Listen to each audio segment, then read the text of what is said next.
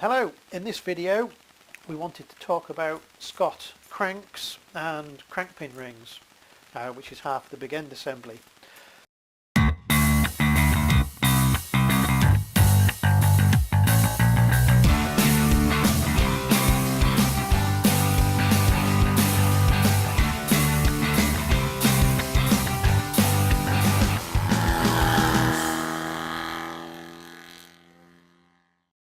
So I've got three pairs of cranks sat out here on the bench, and they've all suffered in some sort of way, as Scott cranks tend to. So we'll introduce a couple of the differences between them, and we'll look at the crankpin rings. You'll notice that a Scott crank is very different to a conventional engine, as you would expect. On a normal two-stroke engine you have two side faces, your two main bearing pins and your crank pin in the centre. Scott's are only half a crank as such, and the big end, which runs on this bush here, is overhung. So we only have a bearing on one side of the big end. Now, obviously these go as pairs in the engine. As we discussed previously, they sit together each side of the flywheel. Obviously they are 180 degrees apart, so the keyway lines up, which brings me to another point. The firing order on a Scott is of course at 1-2. If it goes 2-1, then you'll find out that it'll backfire and you need to swap your plug leads round. Anyway, there's a quick tip. So on the sides of the cranks we have the main bearing assembly, which runs in the crankcase cup on the inside. We have the taper that sits into the flywheel, and we have a parallel section about 3/4 of an inch long that carries the sealing gland, which I'll talk about in a different video. So the main bearing rollers run on the track there, on the hardened main bearing ring. We have an undercut in the back of the cranks. Now these undercuts varied depending on the type of crank and year of the engine, and Scott's were known in the 30s and onwards for breaking cranks, and usually what happened when they broke is that this overhung section of the crank, it cracks along the inside radius of that where it meets the crank, and the crack runs along and it takes that section of the crank off. Now Scott's were well known for breaking cranks and doing that. The earlier engines, however, didn't have that reputation, and there were some design changes that were made long after Alfred Angus left the company that, in my view, caused that. When Scott cranks, the early ones, and particularly the types that were used in TT reps, I've never really seen those suffer those kind of failures. It was what I would describe as the DPY cranks that were the most notorious for breaking. If we look at the undercut at the back of the crank, the idea is that on the Scott engine we feed oil using the Pilgrim pump into the main bearing. This crank is spinning round, that oil goes through the main bearing, it goes onto the surface of this undercut where it's flung outwards, and the DPY types have an undercut in the back of there. And the idea is that there's a drilling that goes through from that undercut through into the crank pin area for the big end, and of course that would centrifuge the oil out into the big end. That was the theory. So that's a DPY type, but interestingly, if we look at this type here, which is a TT replica from 29, what we get here is that we have a much smaller cutout, which if we look at the distance here, you can see that the DPY is a much thinner edge here, and also the DPY is undercut for the oil groove, whereas the TT rep type, there is no undercut at all. Now these TT rep types, that small difference made a huge difference to the life of the cranks. If you are lucky enough to have a set of TT replica cranks in your machine, then I would expect that they're not going to have any problems. If you've got a DPY, I wouldn't be revving 7 bells out of it everywhere you go, because eventually the cranks are probably going to fail. So the first reason was that they changed the undercuts, which made them much more susceptible to breaking. The second reason is that the radius that's at the bottom of where the crank pin meets the crank is too small. I can't remember off the top of my head what the factory dimension is. It's far smaller than it should have been. It should have been basically a full rad, maybe 1/8 of an inch or more. And the third point is that they're made from case hardened steel, and of course case hardened steel, as soon as you get any kind of damage or micro cracking on the surface, particularly on that radius, it very quickly goes through the material. There is a fix for it, and the fix is, there's a guy called Roger Moss who does lots of bits and pieces for Scots, and he's done it for many years, and he makes a set of replacement cranks which are a direct replacement fit for standard cranks, and they're made out of modern aerospace material and through hardened. They're very high quality, and they will certainly solve your crank problems. If you're ever rebuilding an engine and you've got old DPY cranks and you're worried about them, really the only solution that's available at the moment is to fit a set of Roger Moss cranks. So anyway, that's where they break. So we've briefly discussed the main bearings and such like. I'll go through that in another video, in the sealing glands.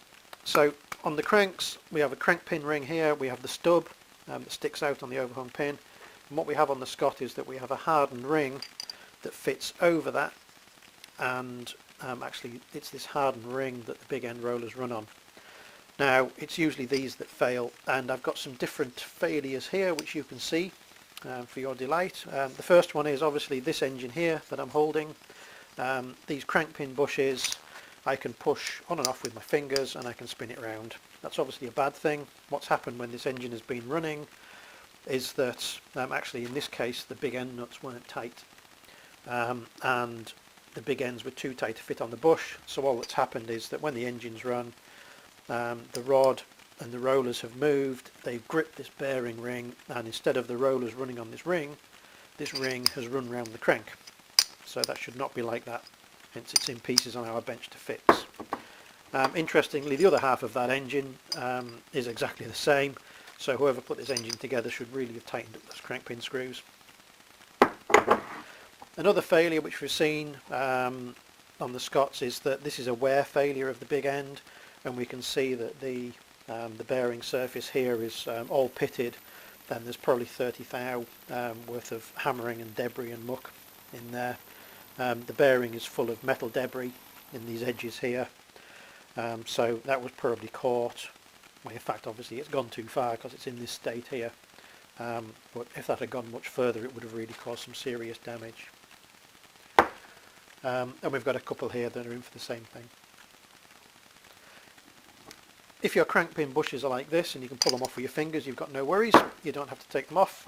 If they're like this one, which is a correct fit, i.e. a press interference fit onto the crank, then you've got to be able to remove these. Obviously they're a push fit onto there. Now if the bearing has a chamfer on the inside of here, you can use a cold chisel. I don't like doing that, but you can remove them that way. My preferred way of doing it is to use a freehand grinder, and I grind 99% through the bush with a flat shape. This does two things. The first thing is you remove the material, so what you'll often find is that the bearing will actually crack because of its own hoop stress. If it doesn't, it heats the bearing up, and because we've got a flat on it, then we can get a spanner on it and you can turn it, and usually the force of turning it cracks the bearing ring, releases the pressure, and then you can spin it off with a spanner. So when they're on tight, as they should be, that's my usual preferred method of removing them. Sorry. The final consideration we've got with the crank pins is that Scots being Scots, they're all different sizes, so whatever rubber limit gauge was used for making cranks, it was the same as the rest of the bikes. Some of them are different because of damage and abuse, some of them are different because of factory variation. So again, why don't we do a standard big end replacement that you can hammer in like you do with a BSA or something else? The answer is that I've got 6 cranks laid out here, and if I look at 5 of them, because one ring's already still on, they vary in dimension. The diameter of that crank pin on here, for instance, the smallest one is 7493 in tenths of a thou. Largest one is 7508. So we've got 1.5 thou difference between these 6 that are sat on the bench here. Now the ones that are larger tend to be the ones that were fitted correctly and haven't spun. The ones that are smaller are the ones where the bearing's been spinning and obviously it's worn the crank surface.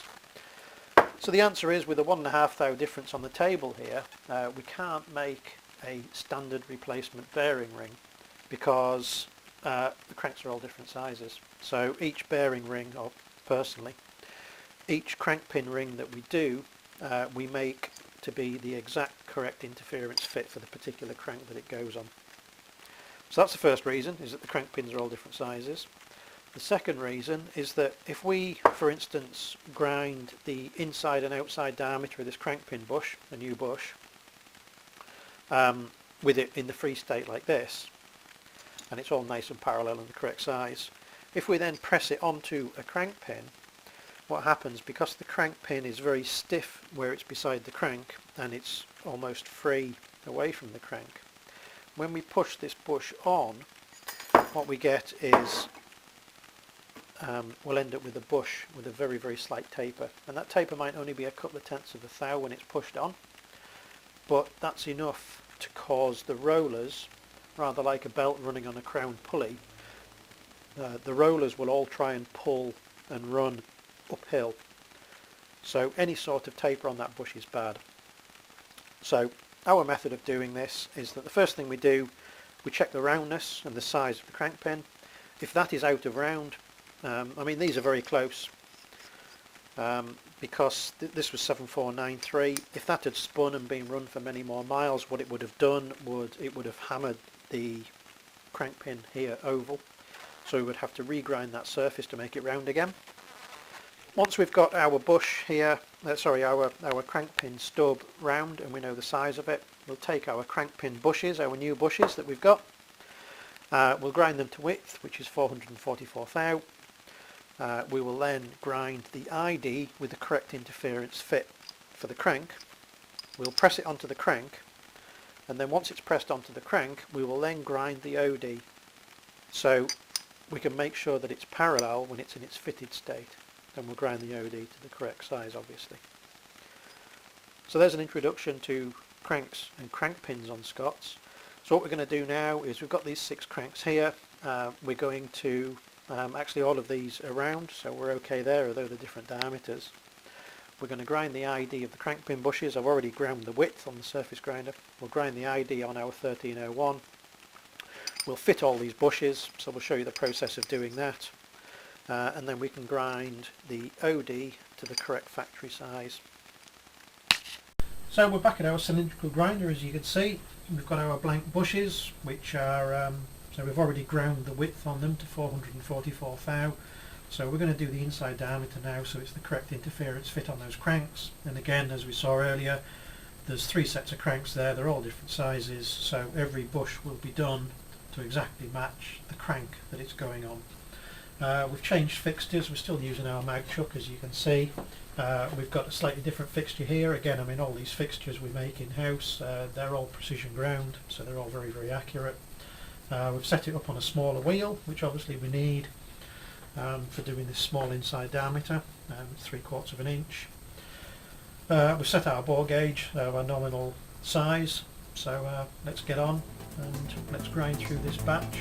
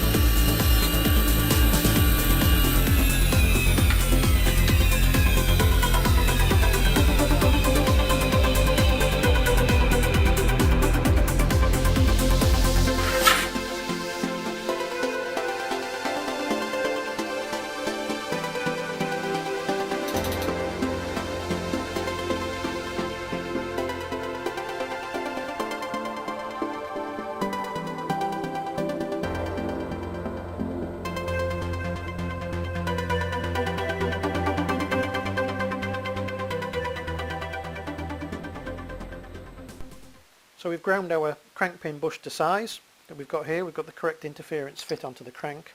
So now what we need to do is press these two parts together.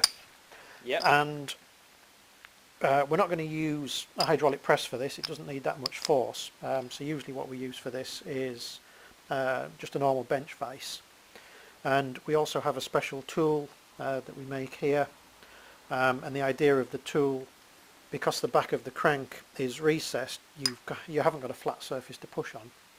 So what we do is we screw the tool into the back of the thread for the bush, and then we've got something square on the thread to push on.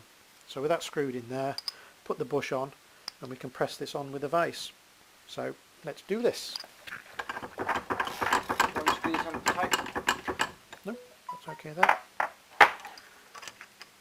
So we put that in there, you tighten up the vise, and again by using a vise it allows us to feel the load that we're putting through this to make sure it's not excessive.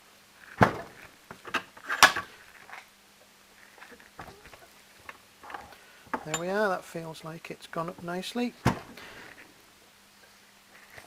Give it a squeeze to check, and then once that's pushed on we just hold it up to the light in the workshop. Have a look down the back of the bush, between the bush and the crank, and make sure we can't see daylight, because if you can it means the bush isn't fully home. That one looks fine. That's another one done. Yep. 5 more to go. We finished grinding the inside diameter of the bushes and fitting them to the cranks, which we've done here on these two, and they all fit nicely. It's a good job.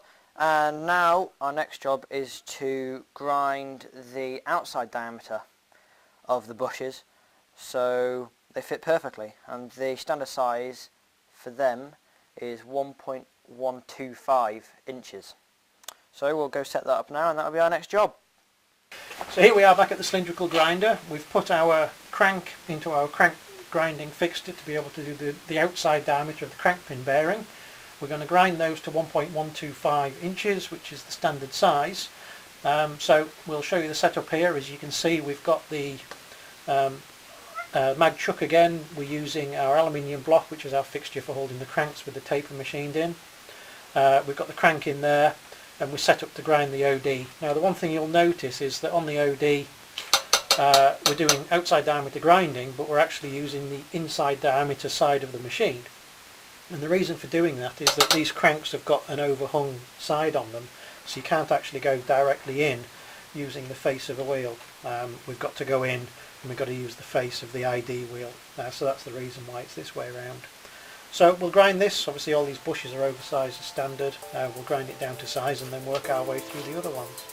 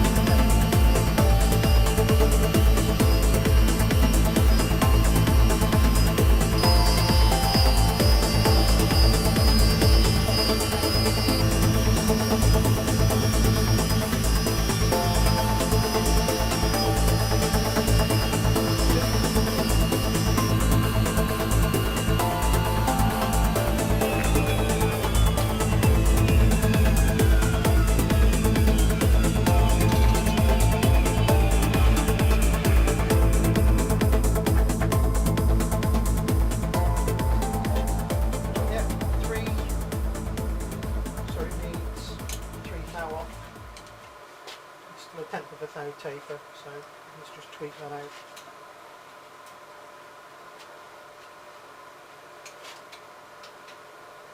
Go. Okay. Right. Ready? Yeah.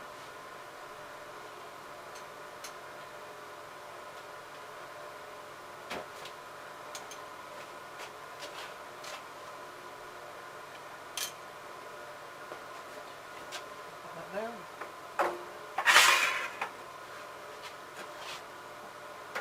Right, so that needed 3.2 fell off.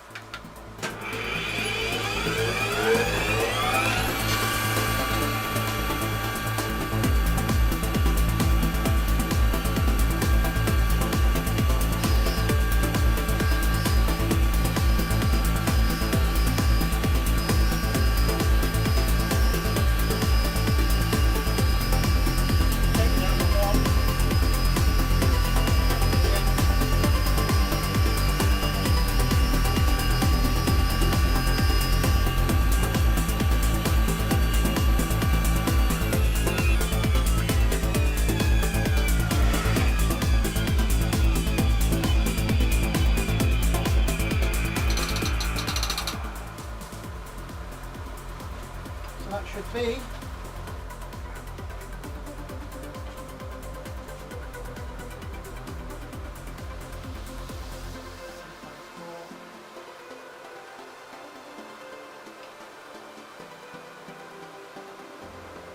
no, 3.5 tenths more.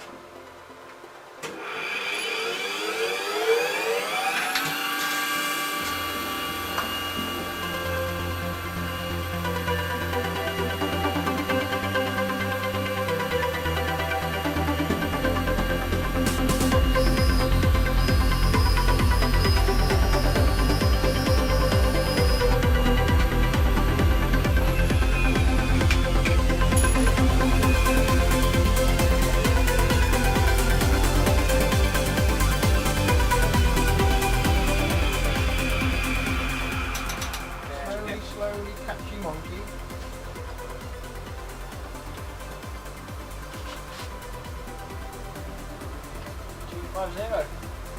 Not bad, is it? Can you see that on the camera? Not sure. Can if I stick my finger over that blue light so it doesn't reflect. So that's a good time to talk about measuring tools actually. Yeah. Obviously what we're messing about here with the bearings is that they're very accurate. Yep. And we've got to use a 1 to 2 inch mic to do the outside diameter on these crank pins, and we've got to use a bore gauge to do the ID on the conrod eyes. So obviously there's a chance of error between all the tools, and we're talking about clearances of about 0.6 of a thou. That's typically what I've grind the bearings to. So when you're dealing with 0.6 of a thou on 2 instruments, they've got to be pretty accurate between the two of them to be able to achieve that. If you buy your micrometers from car boot sales, They're not going to be accurate. you may as well be using a tape measure. These micrometers that we use and the bore gauges, actually all of our equipment is Moore and Wright, and most of our stuff's digital, so we can very quickly go between metric and imperial. We calibrate them before and after every time we use them. We've got carbide ground calibration pieces for these, and these have a resolution of a 20th of a thou. So that 1.1250 I've just round that to is within a 20th of a thou as far as these will measure. Now that doesn't mean it's accurate to a 20th of a thou. It means it's accurate to typically, you'd say, an order of magnitude less than it actually reads. So it means these are accurate truly within about 0.2 of a thou. So that's what you need. If your micrometer measures to the nearest 1 thou, then really it's not accurate enough for doing bearings with. So anyway, that's my thoughts on equipment. All of our bore gauges and micrometers, as I said, I bought them all brand new directly from Moore and Wright when I bought them a few years ago. So I know they're all good quality gear, never been dropped, never been used as hammers, and never been through car boot sales and eBay. There you go, that's my 2 pencil measuring tools. Yeah. So if you want to grind something to 1.1250 to a 20th of a thou, get some decent mics, and you need a decent grinding machine as well. Yes. Well, there you go. Thank you for watching. We hope you've enjoyed seeing us making these crank pin bushes, looking at the couple of different types of the cranks as well. We've ground the bushes, we've put them on. There's obviously bits and pieces we missed out of the video. We didn't show you all the clocking in that we do to make sure that everything's straight and true, and the wheel dressing and all those bits and pieces, because otherwise the video would be over an hour long. But there we are, these parts are there. We're going to assemble these into an engine. We'll do that in one of our other videos. If you want to see also how we go about fitting the big ends and the rollers and matching the conrods to the crank pins, then please have a look for our conrod refurbishment video, which should be going live anytime now, as soon as we finished editing it. But otherwise, thank you. Please subscribe. Keep coming back, looking for the videos. We've got lots more that we're doing, and we'll see you soon. Thanks very much.